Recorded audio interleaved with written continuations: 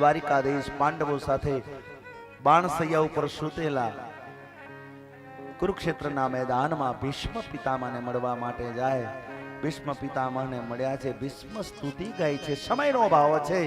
પણ ઇતિમતી રૂપકલ પિતાવી તૃષ્ણા ભગવત સાત પુંગવે વિભૂમની કહી. નાથજી મહારાજ મેં કીધું ને કે કોઈ પણ શાસ્ત્રનું બંધારણ હોય, કોઈ પણ સ્તોત્રની શરૂઆત કરવી હોય ત્યારે અથથી થાય, અથ હ સંસ્કૃતમાં, અને પૂરું થાય ને ત્યારે નીચે ઇતિ લખાય. અહીંયા તો ભીષ્મ સ્તુતિ ગાય છે ને, ભીષ્મે પ્રાર્થના કરીને શરૂઆતમાં જ ઇતિ લખી. ઇતિ મતિ રૂપ કલ્પિત વિતૃષ્ણા. આહા, અહીંયા ઇતિ એટલે લખ્યું છે કે ભગવાને કીધું કે મારી જે આ બુદ્ધિ બેર મારી ઇતિ મતિ, મતિ એટલે બુદ્ધિ, આ બેર મારી ગઈ હતી. હું સાચાને ઓળખ્યો નહીં અને ખોટાઓને લઈ લઈને ફર્યો ને એમની સાથે રહ્યો ને, એટલે મારી આ દશા થઈ. કે સ્વયં કૃષ્ણ જેની સામે ઉભા હોય ને બાણસૈયા ઉપર સુવાનો વારો આવે, ભીષ્મ જેવો નિષ્ઠા પ્રતિજ્ઞાવાદી બીજો કોણ મળી શકે?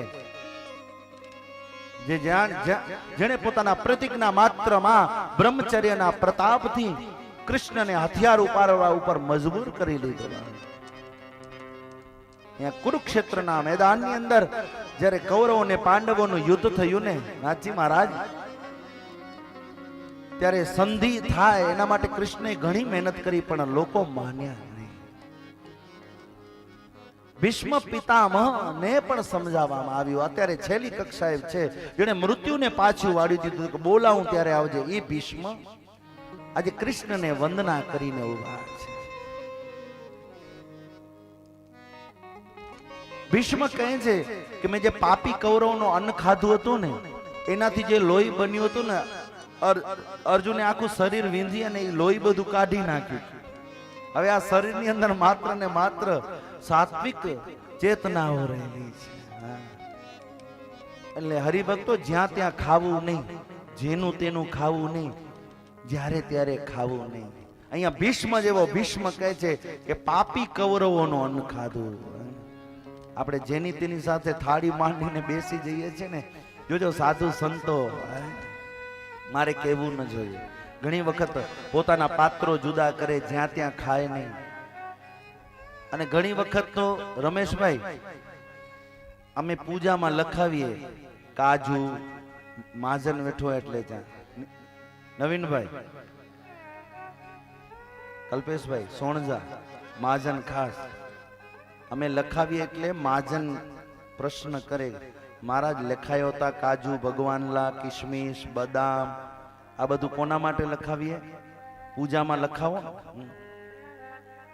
એટલે ઘણા બધા લોકો અમને પ્રશ્ન પૂછે, મહારાજ લખાયો તો ભગવાનલા કરે તા, અને વળી ખે કે એડો શબ્દ બોલે ને વાંધો ને, પણ શબ્દ કોણ દેખા ધબે તાઈ વેનો તા, ધબે તાઈ વેનો તા, એડો શબ્દ દિયે કચ્છી મેં મુરજીભાઈ. એટલે અમે કહીએ ભો અસી ધબીઓ હતા. પણ આજે સાંભળી લે, આ આદિ અનાદિ કાળની એક વ્યવસ્થા છે, આ કોઈ અમારી નથી. કાજુ કિશમિશ બદામ આ એક એક વસ્તુ જે ધરાવો છો ને એના પાછળના કારણ છે. અને કદાચ અમે ખાતા પણ હશું કે ખાઈએ છીએ. આજે જે નાભીમાંથી વેદના મંત્રો બોલાય, આ શ્લોકો બોલાતા હોય, એ આવું સાચું ને સારું ખાધું છે એટલે બોલાય છે. બાકી દેવેન્દ્ર મહારાજ, જ્યારે આપણે પણ આ લોકોની જેમ આ જેમ બધી દુનિયા કરે છે, ભેલપુરી ને પાણીપુરી બજારમાં ઉભા ઉભા ખાતા થઈ ગયા ને, ત્યારે ઘોર બાપા આવા મંત્રો કે શ્લોકો કે આવી વિધિઓ નહીં કરી શકે. યાદ રાખજો, આ સાચું આવું ખાય છે એટલે નાભીમાંથી અવાજ વગર માઈકે એમ બોલે, સ્વસ્થ સ્વસ્તિ ના ઇન્દ્રો. ત્યાં તો કાનના પડદા સાવધાન કરી દે, ખાલી એટલું બોલે ને. એ નાભીમાંથી બાકી ભેલપુરી ને પાણીપુરી ખાય ને, એ તો ઘરે ગાળો બોલે, અપશબ્દો બોલે.